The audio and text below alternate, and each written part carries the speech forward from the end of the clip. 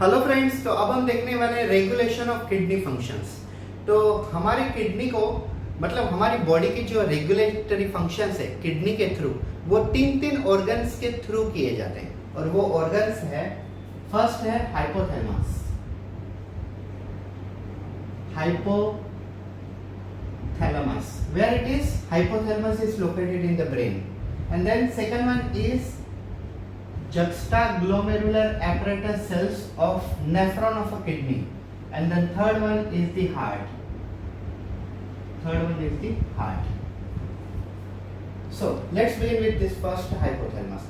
How our kidney function is regulated? So our kidney function is regulated by these three organs: hypothalamus, which is located in the brain; juxtaglomerular apparatus, which is located in the distal convoluted tubule part of a nephron; and then heart. हमारे kidney के regulations, functions को balance करने के लिए, functions को control करने के लिए ये तीन ऑर्गन सबसे इंपॉर्टेंट रोल प्ले करते हैं। सबसे पहला इंपॉर्टेंट ऑर्गन है हाइपोथैलेमस। ये पिट्यूटरी ग्लैंड का एक पार्ट है, मतलब पिट्यूटरी ग्लैंड इससे कनेक्टेड होता है। और दूसरा है जक्स्टाग्लोमेरुलर apparatus सेल्स। ये जक्स्टाग्लोमेरुलर apparatus सेल्स जो होते हैं वो हमारे डीसीटी के पार्ट्स हैं, जीजेए सेल्स। और तीसरा है हार्ट। तो ये तीनों ऑर्गन एक साथ मिलकर किडनी का फंक्शंस को रेगुलेट करते हैं। हम देखते हैं वन बाय वन कि कैसे ये काम होता है। So just imagine now, first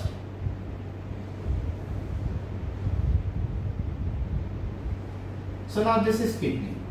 See, as this is renal artery, as more and more water comes into the kidney, it also brings the lots of salt along with the water. So if a more salt and more water comes into the kidney, then this water and salt will be excreted out of our body via urine. अगर हमारी kidney के अंदर renal artery ज्यादा से ज्यादा पानी और salt को लेके आती है, तो वैसे ही पानी और सॉल्ट हमारी बॉडी में से एक्सक्रिएट भी ज्यादा होंगे वाया यूरिन। तो अगर सॉल्ट और वाटर अगर ज्यादा एक्सक्रिएट होते हैं तो हम क्या बैलेंस नहीं कर पाएंगे, हम ऑस्मो रेगुलेशन बैलेंस नहीं कर पाएंगे। if our kidney is throwing lots of water and lots of salt from our kidney, then we will not be able to balance osmoregulation, because I have already told you what was osmoregulation. Osmo means salt and water, and regulation means balance. So balancing of water and salt in our body is called osmoregulation. Balancing of water and salt balance in our body is called osmoregulation. So kidney का ये main function होता है osmoregulation, balance करना। अगर हमारी kidney में पानी और सॉल्ट काफी ज्यादा आता है हमारी बॉडी में से, तो सॉल्ट और वाटर हमारी बॉडी में से यूरिन में बाहर भी ज्यादा जाएगा। तो अगर हमें इस ऑस्मोरेगुलेशन को बैलेंस करना है तो हमें हाइपोथैलेमस की मदद लेनी पड़ेगी। अब ये कैसे होता है, ये देखिए। as there is a more excretion of a salt and water takes place from our kidney, then inside our kidney there are some osmoreceptor are present. What is osmoreceptor? I already told you, and again one more time I am telling you. Receptor means sense organ, and osmo means water and you can say salt. So water और salt को sense करने वाले जो sales होते हैं उनको हम कहते हैं ऑस्मोरेसेप्टर। जब भी हमारी किडनी में वाटर और सॉल्ट की कमी होती है, when there is a deficiency of a water and salt takes place in our kidney, osmoreceptor they get activate, and once they activate, they give the commands to hypothalamus. Now what hypothalamus do? Hypothalamus is connected to pituitary gland. Hypothalamus is connected to pituitary gland, and pituitary gland has a two part. Front side is called adenohypophysis, back side is called neurohypophysis. So from the neurohypophysis, pituitary gland produce one hormone from adrenal gland. ये देखिए, kidney के ऊपर एक gland होती है जिसे हम कहते हैं एड्रिनल ग्लैंड। एड्रिनल ग्लैंड को हम सुप्रारीनल ग्लैंड भी कहते हैं। फिर से सुन लीजिए, किडनी के ऊपर एक ग्लैंड होती है एड्रिनल ग्लैंड, जिसको हम सुप्रारीनल ग्लैंड भी कहते हैं। जब कभी किडनी में वाटर और सॉल्ट की डिफिशियंसी होती है तो ऑस्मो रिसेप्टर एक्टिवेट हो जाते हैं, और ये एक्टिवेट होने के बाद ये किसे मैसेज करते हैं? हाइपोथैलेमस को। और हाइपोथैलेमस पिट्यूटरी ग्लैंड से जुड़ा हुआ है, और पिट्यूटरी ग्लैंड के दो पार्ट होते हैं, सामने वाले पार्ट को हम कहते हैं एडिनोहाइपोफिसिस और पीछे वाले पार्ट को हम कहते हैं न्यूरोहाइपोफिसिस। और न्यूरोहाइपोफिसिस ये मैसेज करते हैं किसको? एड्रिनल ग्लैंड को, और एड्रिनल ग्लैंड एक हार्मोन प्रोड्यूस करती है किडनी में, इस हार्मोन को हम कहते हैं ADH, मतलब एंटी डाययूरेटिक हार्मोन। कौन सा हार्मोन है? Anti diuretic hormone. इस हार्मोन का दूसरा नाम है वासोप्रेसिन। वासोप्रेसिन, वासो का मतलब होता है ब्लड वेसल, प्रेसिंग का मतलब होता है प्रेस करना। तो ये क्या है? ये एक प्रकार का वासोकॉन्स्ट्रिक्टर है, वासोकॉन्स्ट्रिक्टर है। मतलब ये क्या काम करता है? ये ब्लड वेसल्स को स्क्वीज कर देता है। अब ये देखिए, ये जो रीनल आर्टरी है, ये काफी सारा पानी और सॉल्ट लेके आती है। तो अगर ये काफी सारा पानी और सॉल्ट लेके आएगी तो किडनी काफी सारा वाटर और सॉल्ट ये भी बाहर फेंक देगी। तो अल्टीमेटली हम क्या बैलेंस नहीं कर पाएंगे? हम ऑस्मो रेगुलेशन बैलेंस नहीं कर पाएंगे। तो डायरेक्टली होता क्या है? एडीएच हार्मोन किडनी में एंटर करता है, और ये डायरेक्टली आर्टरी की साइज को, मतलब आर्टरी को स्क्वीज कर देता है। और अगर आर्टरी को अगर 50% स्क्वीज कर दिया तो क्या होगा? 50% वाटर और सॉल्ट की एंट्री होगी, अब 100% नहीं होगी। समझ गए? इतना समझ गए आप लोग क्लियरली? फिर से एक बात सुन लीजिए। Renal artery brings lots of water and salt in the kidney, so kidney excrete lots of water and salt through the urine. Is it true? Then if there is too much of water and salt is going outside, then our body slightly becomes dehydrated. So kidney have one type of a receptor called osmoreceptor. They sense the deficiency of a salt and water in the kidney, and that directly gives a message to hypothalamus.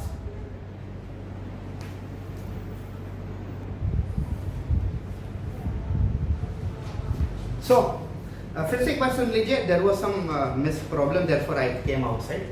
See, as more water and more salt comes into the kidney, so kidney excrete salt and water more from outside, more to the outside via urine. So that time osmoreceptor of a kidney gives a message to the hypothalamus. Hypothalamus is attached to the pituitary gland. Hypothalamus is a part of a brain attached to the pituitary gland. Pituitary gland have a two side. Front side adenohypophysis, it's called as the anterior lobe. Back side neurohypophysis, it is called posterior lobe. So neurohypophysis activate the gland called adrenal gland, and it produce one hormone called anti-diuretic hormone, ADH, also known as a vasopressin. The name itself, vasopressin, indicates its function. Vaso, blood vessel. Pressin, to suppress, or is to squeeze. And this hormone enter into the artery, and this squeeze the artery. So the size of artery becomes a slightly pressed. And so whatever the amount of water and salt was coming into the kidney, it will be decreased by the 50%. So in this way, we will be able to balance what? Osmoregulation. मतलब इस process से हम क्या balance कर सकेंगे? इस process से हम ऑस्मो रेगुलेशन अब बैलेंस कर पाएंगे। लेकिन एक प्रॉब्लम और बढ़ गई। वो कहते हैं ना कि आम के पेड़ से गिरा और खजूर में अटका। मतलब एक जगह से आम तोड़ने को गया था, लेकिन वहां से गिर पड़ा, और उतरने की कोशिश की लेकिन गिर पड़ा, और फिर खजूर में अटक गया। तो ये एक चीज होती है। यहाँ पे हमने ऑस्मो रेगुलेशन तो बैलेंस कर दिया, लेकिन एक और प्रॉब्लम जनरेट हो गई। आप गेस कर सकते हो वो प्रॉब्लम क्या जनरेट हो गई? देखिए आपके सामने ही है वो problem. Can you guess it? Which problem is arise? We were wanted to balance what? Osmoregulation, and we done it. We got success in that. But we have one more problem as a vasoconstrictor. This hormone act as a vasoconstrictor and reduce the size of artery. अगर इसने artery को, इस ADH hormone ने artery की size को अगर कम कर दिया, तो क्या होगा? आर्टरी में से जो ब्लड जा रहा है, अब उसे जाने के लिए जगह नहीं मिल रही, तो क्या क्रिएट हो रहा है? ब्लड प्रेशर क्रिएट हो रहा है। तो हमने ऑस्मो रेगुलेशन तो मेंटेन कर लिया, but we got new problem, and that new problem is blood pressure. हमने ऑस्मो रेगुलेशन तो बैलेंस कर लिया, लेकिन एक दूसरी प्रॉब्लम हमारे अंदर जनरेट हो गई, वो जनरेट हो गई, वो है ब्लड प्रेशर। तो किडनी के अंदर जो आर्टरीज आ रही है उनके अंदर ब्लड प्रेशर जनरेट हो रहा है। तो मैंने आपको जक्स्टाग्लोमेरुलर अपरेटस, ये डीसीटी के पोर्शन मैंने आपको ये पढ़ाया हुआ था नेफ्रॉन में, और ये क्या करते हैं, ये कि एंजाइम प्रोड्यूस करते हैं रेनिन, जिसका काम है ब्लड प्रेशर को बैलेंस करना। So as the blood pressure, as the glomerulus as the kidney becomes successful in the balancing of water and salt, that's called osmoregulation, but new problem is arise, that is a blood pressure is increased। Kidney ने अपना osmoregulation तो balance करने में सक्षम रही, successful रही, लेकिन blood pressure अब इंक्रीज हो गया, और अगर ब्लड प्रेशर इंक्रीज हो जाता है तो हमें क्या करना पड़ेगा। So juxta glomerular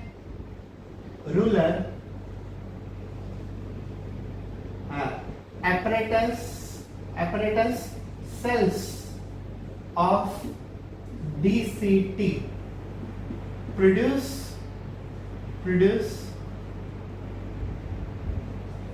renin enzyme, एक चीज याद रखिए, जब ब्लड प्रेशर बढ़ता है ना तो उसके साथ क्या बढ़ता है, उसके साथ क्या कम होता है, ग्लोमेरुलर फिल्ट्रेशन रेट ये कम होता है। अभी आप सोचिए ब्लड प्रेशर अगर बढ़ेगा तो ग्लोमेरुलर फिल्ट्रेशन रेट कम क्यों, कैसे होगा। देखो ब्लड को जाने के लिए जगह नहीं मिल रही, तो ग्लोमेरुलर फिल्ट्रेशन जो है उसका प्रेशर, तो ग्लोमेरुलर फिल्ट्रेशन का जो रेट है, अमाउंट है, मतलब ग्लोमेरुलस में जो ब्लड फिल्टर हो रहा है उसका अमाउंट कम हो जाता है, और ग्लोमेरुलर फिल्ट्रेशन प्रेशर बढ़ जाता है, ग्लोमेरुलर फिल्ट्रेशन रेट कम हो जाता है, और ब्लड प्रेशर भी बढ़ जाता है। अगर ब्लड प्रेशर बढ़ जाता है तो हमें क्या करना चाहिए, अब हमें क्या करना चाहिए, देखिए जक्स्टाग्लोमेरुलर apparatus है, ये मैं इसी तरह से आपको स्लोली इसके लिए पढ़ा रहा हूँ क्योंकि आपको ये तीनों का फंक्शन इंडिविजुअली सेपरेट समझ जाए। ये वाला हाइपोथैलेमस का फंक्शन था ऑस्मोरेगुलेशन करना, ऑस्मोरेगुलेशन तो हमने कर लिया, लेकिन ब्लड प्रेशर बढ़ गया, तो ब्लड प्रेशर बैलेंस करने के लिए जीजे सेल्स क्या काम कर रहे हैं, अब वो देखेंगे, और उसके बाद हम हार्ट का फंक्शन देखेंगे। यस, हार्ट का फंक्शन पंपिंग होता है, लेकिन किडनी से रिलेटेड फंक्शन को जो होता है रेगुलेशन करने में। So, juxtaglomerular apparatus cells of a distal convoluted tubule produces one enzyme called renin। ये क्या करते हैं, ये एक एंजाइम प्रोड्यूस करते हैं रेनिन। अब रेनिन से होता क्या है, renin which is also known as a angiotensinogenic, renin enzyme का दूसरा नाम है एंजियोटेंसिनोजेनेस, और ये क्या करते हैं, ये एंजाइम क्या करती है, ये एंजाइम करती है एंजियोटेंसिनोजेन 1 का कन्वर्जन किसमें करती है, एंजियोटेंसिनोजेन 2 में करती है। रेनिन एंजाइम एंजियोटेंसिनोजेन 1 का कन्वर्जन एंजियोटेंसिन 2 में, रेनिन एंजाइम एंजियोटेंसिनोजेन 1 का कन्वर्जन एंजियोटेंसिनोजेन 2 में करती है, और एंजाइम का खुद का दूसरा नाम क्या है, angiotensinogen. Juxtaglomerular apparatus cells of a distal convoluted tubule produces renin enzyme। अगर आपने पिछले वाले लेक्चर नहीं सुने, नहीं देखे, तो प्लेलिस्ट में जाके वो लेक्चर देखिए, क्योंकि अगर आपको ये नहीं समझेगा तो ये वाला टॉपिक भी नहीं समझ में आएगा। Juxtaglomerular apparatus आपको पता होना चाहिए। Juxtaglomerular apparatus cells of a distal convoluted tubule of a nephron produces enzyme called renin, which is also called as angiotensinogenesis, which convert angiotensinogen 1 into 2। तो जब ये एंजियोटेंसिनोजेन 1 का जैसे ही रेनिन एंजाइम प्रोड्यूस होती है ना, तो हम क्या बैलेंस कर लेते हैं, हम क्या बैलेंस कर लेते हैं ब्लड प्रेशर। तो देखिए यहाँ पे ऑस्मोरेगुलेशन बैलेंस कर लिया हमने, लेकिन क्या प्रॉब्लम जनरेट हो गई, blood pressure.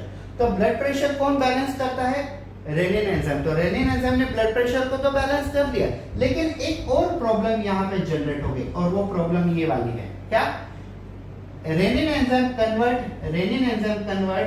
Angiotensinogen 1 into 2। Renin enzyme ने एंजियोटेंसिनोजेन 1 का कन्वर्जन 2 में कर दिया, और जैसे 2 में कन्वर्जन होता है तो एक दूसरा हार्मोन प्रोड्यूस होता है जिसे हम कहते हैं अल्डोस्टेरोन। क्या कहते हैं उसे, अल्डोस्टेरोन। और ये अल्डोस्टेरोन फिर से क्या करता है, ब्लड प्रेशर इंक्रीज कर देता है, ब्लड प्रेशर फिर से इंक्रीज कर देता है। और अल्डोस्टेरोन जनरली क्या करता है, अल्डोस्टेरोन reabsorb sodium and water from DCT, ये एनसीईआरटी की लैंग्वेज है, पूरा पूरा एनसीईआरटी में सीबीएसई में ऐसा ही दिया हुआ है। परफेक्टली जा रहा हूं मैं, एकदम परफेक्टली जा रहा हूं। देखिए, juxtaglomerular cells produce renin enzyme. Renin enzyme get good success in balancing blood pressure, but renin enzyme convert angiotensinogen 1 into angiotensinogen 2, and angiotensinogen 2 it produces another hormone called aldosterone, which reabsorbs sodium and water from DCT part, and it also increases blood pressure। तो ये देखिए, यहाँ पे blood pressure बढ़ा हुआ था, हमने rennin enzyme से ब्लड प्रेशर बैलेंस कर दिया, फिर से ब्लड प्रेशर जनरेट हो गया। तो अब हमें उसे फिर से ब्लड प्रेशर को बैलेंस करना है। तो हम कैसे बैलेंस करेंगे, आइए चलिए कहते हैं। Now this blood pressure is increased. Now how we will do? heart have a and F, stand for arterionatriuretic factor। पहले मुझे देख लीजिए, यहां तक दिख रहा है क्या आपको कैमरे में?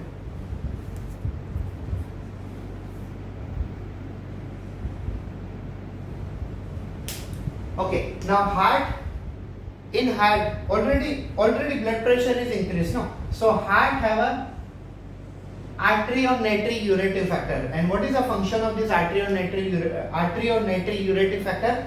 It decreases blood pressure.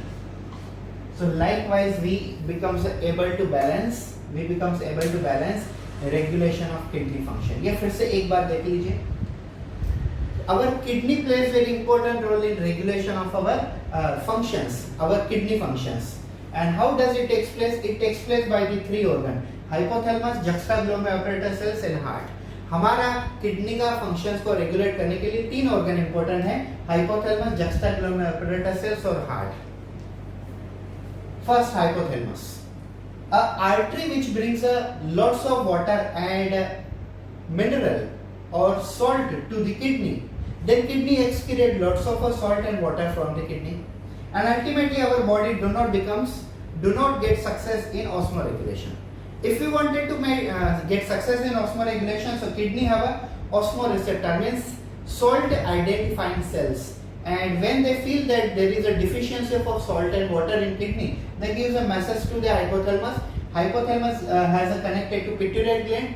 Backside portion, neurohypophysis portion of pituitary gland gives a message to adrenal gland. Then it gives a message to the means it produces one hormone, ADH hormone, also called vasopressin. It decreases the size of artery, and ultimately there is a 50% water and salt is balanced by our kidney. So our kidney becomes our kidney gets success in osmoregulation। जब kidney में artery पानी water और salt को ज्यादा लेके आती है, तो यूरिन में से सॉल्ट और वाटर भी ज्यादा एक्सक्रीट होते हैं। तो किडनी के जो सेल्स होते हैं ऑस्मोरिसेप्टर, वो आइडेंटिफाई करते हैं कि सॉल्ट की कमी है बॉडी में, वाटर की कमी है, और ये हाइपोथैलेमस को मैसेज करता है। हाइपोथैलेमस किडनी के बैक साइड पोस्टीरियर लोब को मैसेज करती है, और वो एड्रिनल ग्लैंड से हार्मोन प्रोड्यूस करते हैं, anti diuretic hormone, also called vasopressin hormone, because ये ब्लड वेसल्स को प्रेस करते हैं, और इस प्रकार से आर्टरी में 50% वाटर और सॉल्ट कम आता है बॉडी किडनी के अंदर, और अल्टीमेटली 50% ऑस्मोरेगुलेशन बैलेंस कर लेते हैं। लेकिन बैलेंस तो कर लेते हैं, फिर ब्लड प्रेशर बढ़ता है। तो ब्लड प्रेशर बढ़ता है तो juxtaglomerular cells जो होते हैं डीसीटी के, वो रेनिन एंजाइम प्रोड्यूस करते हैं, और उससे ब्लड प्रेशर तो बैलेंस हो जाता है। लेकिन एक और प्रॉब्लम जनरेट होती है, एंजियोटेंसिनोजन 1 का कन्वर्जन 2 में होता है, और वो अल्डोस्टेरोन प्रोड्यूस करते हैं। अल्डोस्टेरोन सोडियम और वाटर एब्जॉर्ब करते हैं डीसीटी में से, लेकिन वो फिर से ब्लड प्रेशर बढ़ा देते हैं। When osmoregulation is fully maintained, that time blood pressure again increase. To balance blood pressure, juxtaglomerular cells of a kidney produce renin enzyme, which gets success in balancing blood pressure by renin enzyme. But it creates another problem by converting angiotensinogen 1 into 2, as it is on self enzyme called angiotensinogenesis. And this produces one hormone called aldosterone, which balance sodium and you can say water. It reabsorbs sodium and water from DCT, but it again increases blood pressure. Now to decrease blood pressure, on the contrary, heart have a arterionatriuretic factor, which again decreases blood pressure. अब अगर blood pressure अल्डोस्टेरोन बढ़ा देता है, तो heart में आर्टेरियोनेट्रियूरेटिक factor होते हैं, और ये ब्लड प्रेशर को नॉर्मल कर देते हैं, डिक्रीज कर देते हैं। इस प्रकार से हार्ट का फंक्शन होता है। Thank you.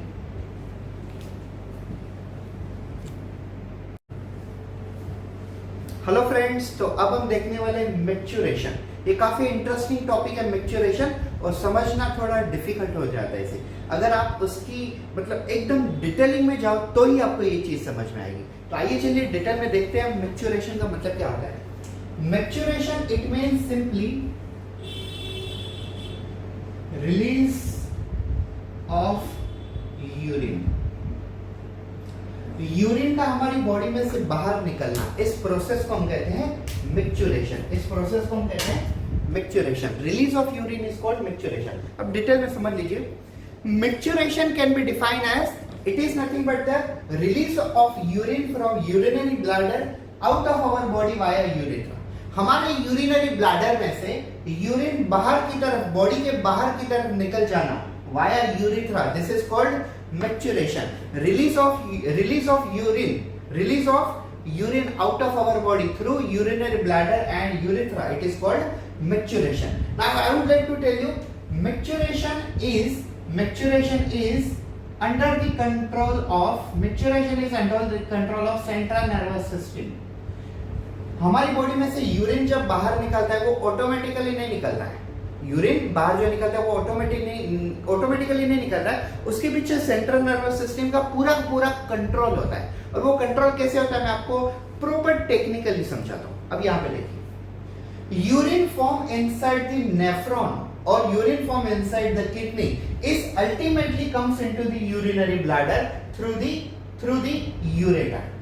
Urine which is formed in nephron of a kidney is ultimately comes to the urinary bladder through the ureter. Urine जो कि नेफ्रॉन के अंदर फॉर्म होता है, किडनी के नेफ्रॉन के अंदर फॉर्म होता है, वो यूरिनरी ब्लैडर के अंदर आ जाता है। वाया किसके थ्रू आता है? यूरेटर के थ्रू आता है। और यूरिनरी ब्लैडर में कब तक स्टोर रहता है? तब तक स्टोर रहता है जब तक सेंट्रल नर्वस सिस्टम से कमांड का मैसेज नहीं होता। किस चीज के लिए मैसेज नहीं आता? मैच्योरेशन के लिए मैसेज नहीं आता। Urine which is formed in the nephron of a kidney is ultimately come into the urinary bladder through the ureter, and this urine remain in the urinary bladder only until the message from the central nervous system comes to the urinary bladder for the purpose of release of urine or for the purpose of maturation. एक बार फिर से समझ लीजिए, urine जो कि kidney के nephron में तैयार होता है वो नेफ्रॉन से होके डायरेक्टली यूरिनरी ब्लैडर में आ जाता है। किसके थ्रू? यूरेटर के थ्रू। और वो यूरिनरी ब्लैडर में तब तक रहता है जब तक ब्रेन में से सेंट्रल नर्वस सिस्टम में से कमांड नहीं आती। किस चीज के लिए कमांड नहीं आती? मैच्योरेशन के लिए। मतलब यूरिन को बाहर फेंकने के लिए जब तक कमांड नहीं आती तब तक यूरिनरी ब्लैडर में रहेगा। अब मैं आपको यहाँ पे यूरिनरी ब्लैडर में यूरिन दिखाता हूँ। Just imagine this blue colour one is urine. Okay guys, this one is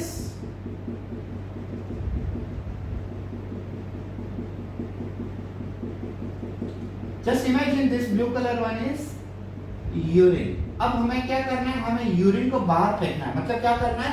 maturation करना है। मतलब क्या करना है? रिलीज ऑफ यूरिन करना है। So now urinary bladder is getting means urinary bladder after some time it is getting a filled by the urine.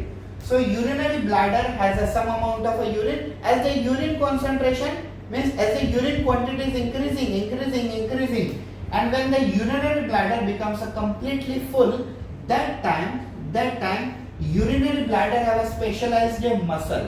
These muscles are involuntary muscle and also as well as voluntary muscle. Urinary bladder have involuntary muscle such as a detrusor muscle, and urinary bladder also have a smooth muscle which are voluntary muscle. So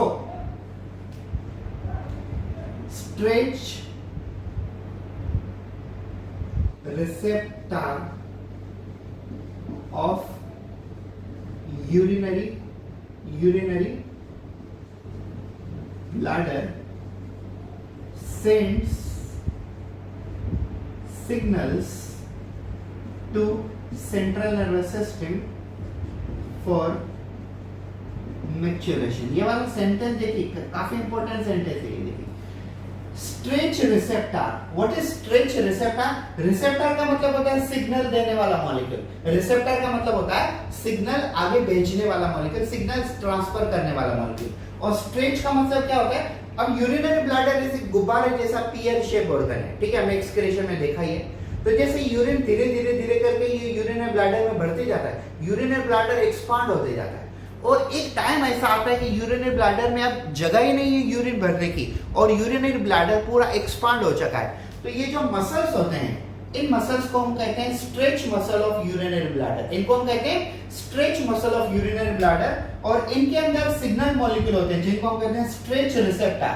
और ये कहां signal भेजते हैं? ये signal भेजते हैं central nervous system को. ये कहां सिग्नल भेजते हैं? ये सिग्नल भेजते हैं सेंट्रल नर्वस सिस्टम को. क्या करने के लिए? मैच्योरेशन करने के लिए. क्या करने के लिए? मैच्योरेशन करने के लिए. फिर से एक बार समझ लीजिए. As a urinary bladder getting filled by drop of urine, and when the urinary bladder becomes completely full with a urine, that time the muscles of a urinary bladder called stretch muscles of urinary bladder, they have a stretch receptor, means signaling receptor for filling the formation of a urine. And now once the urine is totally filled into the bladder, stretch receptor of urinary bladder gives the signals to the central nervous system for the purpose of maturation, and then this central nervous system gives the signals. मैं आपको signal दूसरे colour से indicate करता हूँ तो easily समझेगा. Now this central nervous system gives a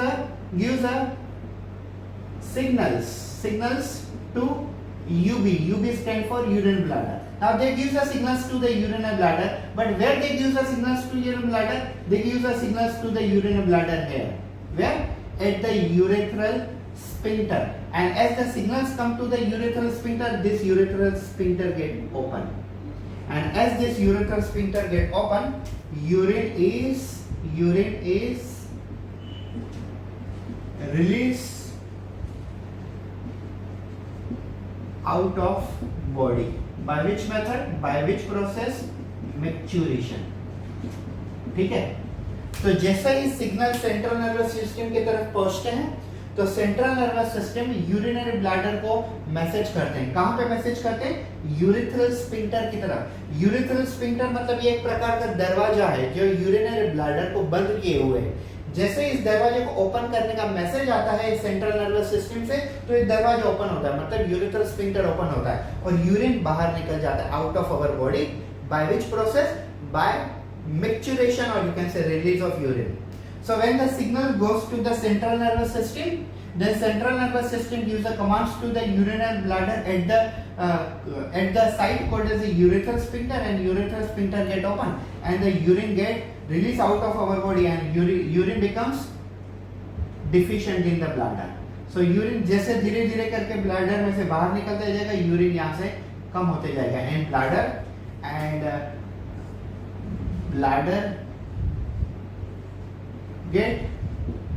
get empty and bladder get relax. Bladder क्या हो जाएगा? ब्लैडर खाली हो जाएगा, एम्प्टी हो जाएगा और रिलैक्स होगा. जब भी हम यूरिनेशन करते हैं, अगर हमारा ब्लैडर फुल हो गया है, तो जब हम यूरिनेशन करते हैं तो ब्लैडर एम्प्टी हो जाता है, खाली हो जाता है और हमें रिलैक्स फील होता है. बिकॉज ब्लैडर जब फील होता है तब हमें एक स्ट्रेस जैसा, टेंशन जैसी क्रिएट होती है, प्रेशर क्रिएट होता है ब्लैडर के अंदर. और जब ब्लैडर खाली होता है तो हमारा प्रेशर भी डाउन हो जाता है, नॉर्मल हो जाता है. So this is about the maturation. Now I would like to tell you कि यूरिन कितना फॉर्म होता है पर डे को, या तो जनरली पर मिनट को. So basically urine form in पर minute is about 125 ml per minute. So it is around 180 liter per day. But हम कितना एब्सॉर्ब करते हैं? 99% we are reabsorbing it. So how much percent it remains? It remains 1.8 liter. Now out of 1.8 liter, 1.5 liter is urine and 300 ml is sweat. हमें urine कितना produce होता है?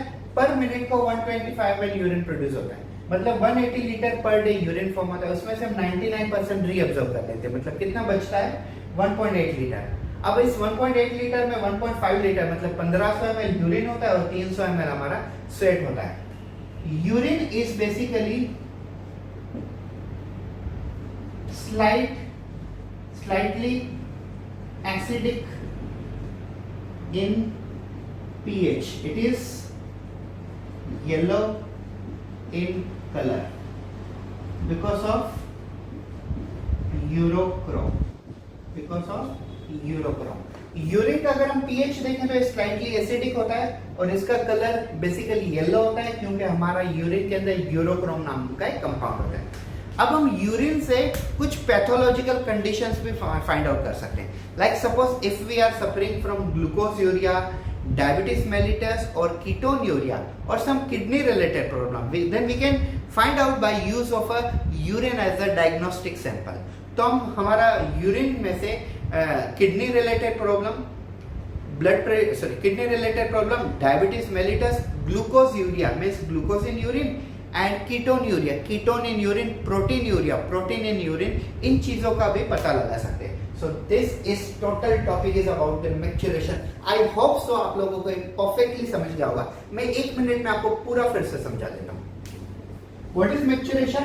Maturation can be defined as it is nothing but the release of urine from urinary bladder out of our body through urethra. It is called maturation. Whatever the urine is formed in the nephron or nephron of a kidney, it is ultimately coming into the urinary bladder via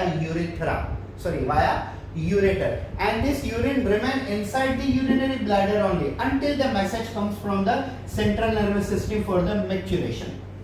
As the urinary bladder filled by the urine, that time stretch receptor of a urinary bladder gives a signals to the central nervous system for the purpose of maturation. As the signals from the central nervous system come into the urinary bladder, they comes into the urethral sphincter, and urethral sphincter get open and then urine comes out of our body via urethra.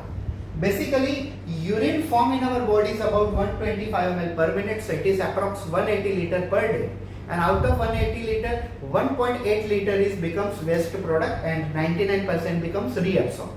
Now this 1.8 liter means around 1800 ml, 1500 ml is a urine and 300 ml is a sweat which contain NaCl, urea and lactic acid etc. Urine is slightly acidic in pH and its pH is around 6. Its pH is around 6 and it is yellow in color because it contains urochrome compound, and from the urine we can find out some disease related problem or pathological conditions of our body like kidney related disorders, diabetes mellitus, glucoseuria and ketonuria. Thank you. Have a nice day.